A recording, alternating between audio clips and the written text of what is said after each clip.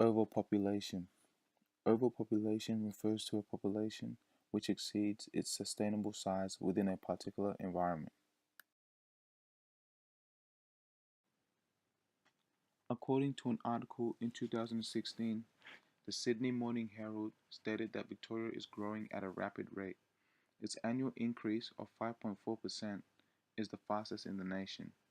Over the past year to March, Victoria's population increased by 1.94%, passing the 6 million mark for the first time. The annual increase for Victoria was about 8.4%, which was higher than the decade average. The state is now gaining the equivalent of more than 2,200 people per week, equating to 114,900 over the year. Overseas migration is the biggest contributor for Melbourne, adding 62,800 people. The rest came from natural increase, which added 37,600 new residents, and net interstate migration, which added 14,500. For many Melburnians, it is the daily life of Melbourne residents that increases frustration, which are traffic snarls, long hours spent traveling to and from work, heavily stretched health and education services, surging house costs, rising crime rates, and trains full to bursting points.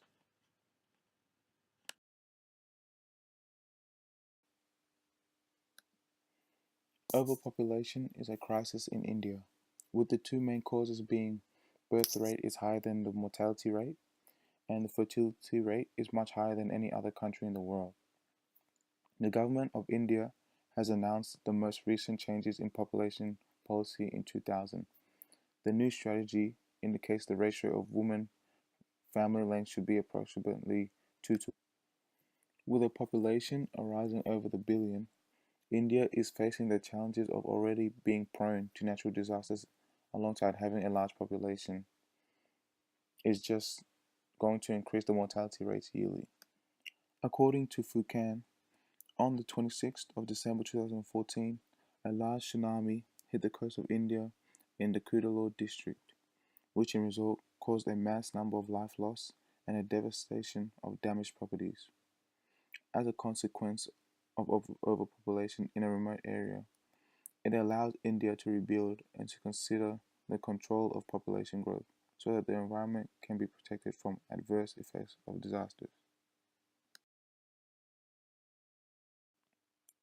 Indian census conducted in 2011 shows us that India has crossed the 1 billion mark, second to most populated China. However, reports indicate that India may well surpass China as the most populated country by 2025.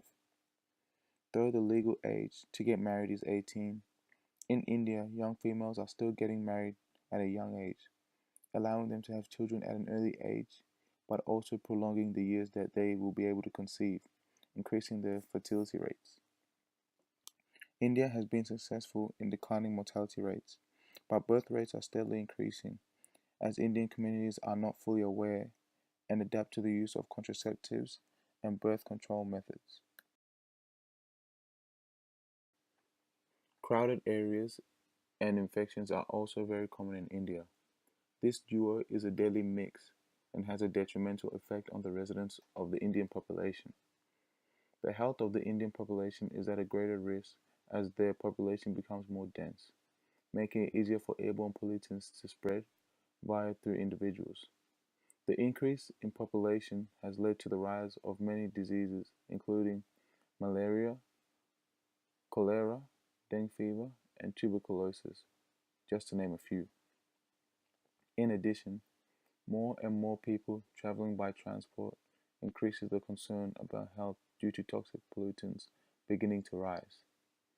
These pollutants are more susceptible to affect children rather than adults, resulting in respiratory problems such as lung cancer, asthma, cardiovascular disease, and respiratory disease. Large volumes of uncontrolled waste and unhygienic practices due to a lack of knowledge also create a wide variety of health hazards, such as cancer, congenital malfunction, and neurological diseases. According to the Food and Agricultural Organization of the United Nations, the global population is expected to increase approximately 2.3 billion people between now and 2050. The amount of food that will need to be processed will rise by approximately 70% in developed countries such as Australia, which will mean increased supply of products to cope with the demands. In Australia, there is a lot of room to farm, but the conditions can be harsh.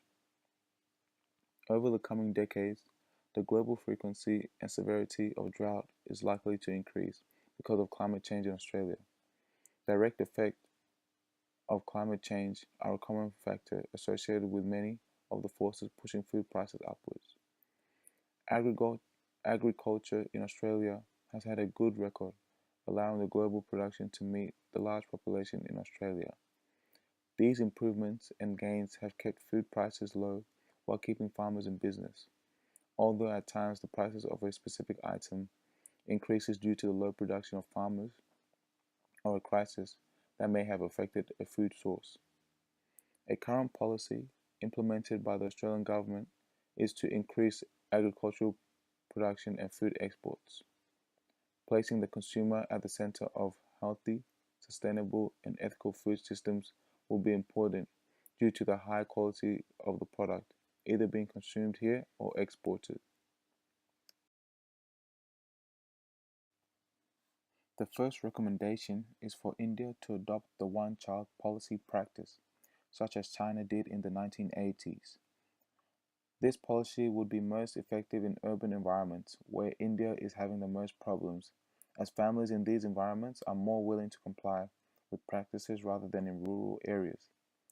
China adopted various methods of implementation to cater for their wide audience, such as various contraceptive methods, financial incentives for those, and better job opportunities for those families who accepted and complied with this policy. There were also harsh punishments for those who did not agree to this policy, such as loss of jobs and other harsh sentencings. As a result, China's fertility rate and birth simultaneously began to drop after the 1980s, even to the point of below two children per female, also having reduced death rates and a rise in overall life expectancy.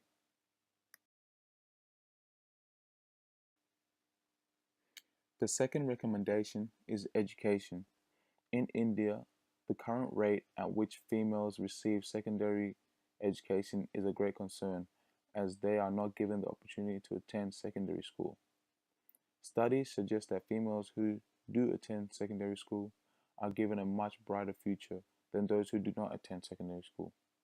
In 1998, a study of Niger was conducted, showing a 31% decrease in fertility rate among those women who had completed secondary school.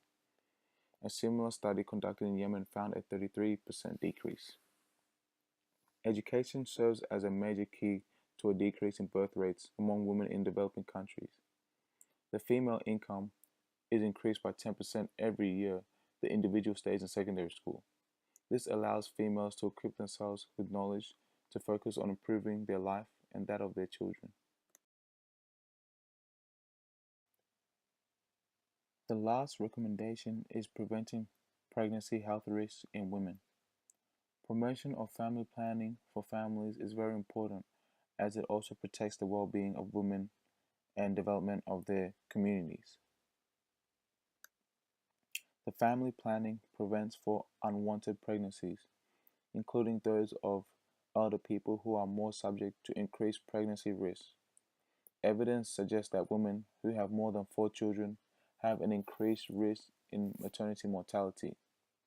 Thus, reducing unplanned pregnancies also reduces the need for unsafe abortions. Another benefit of education is the knowledge and understanding of fertility options before and after pregnancy. Family planning greatly decreases the risk of unwanted pregnancies in those women with HIV and AIDS. This decreases the result in HIV positive babies. Condoms for males and females provide birth protection against unwanted pregnancies, STIs, and AIDS.